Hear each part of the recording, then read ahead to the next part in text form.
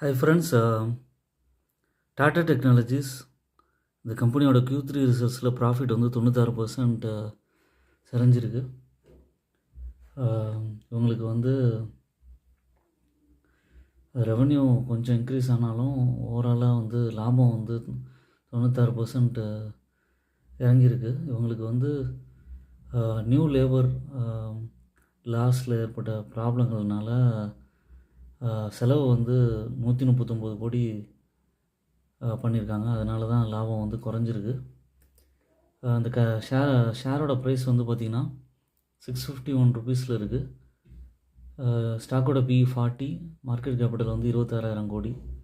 Dividend yield 1.28% கொடுக்குறாங்க. இந்த company மெயினாக வந்து பார்த்திங்கன்னா global engineering services company, digital solution provide பண்ணுறாங்க. இது வரைக்கும் ரிட்டர்ன் ஆன் ஈக்விட்டி 19.9% கொடுத்துருக்காங்க.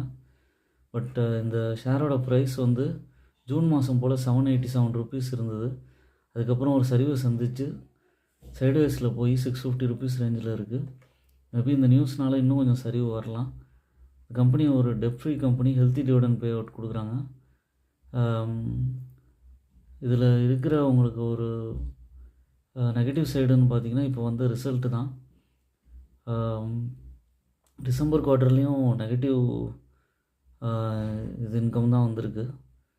அதனால் வந்து இந்த ஷேரை இப்போதைக்கு அவாய்ட் பண்ணுறது பெட்டர். ஃப்யூச்சரில் ஏதாவது அவங்க ப்ராப்ளங்கள்லாம் சரியாச்சுன்னா அப்போ வேணால் யோசித்து பார்க்கலாம்.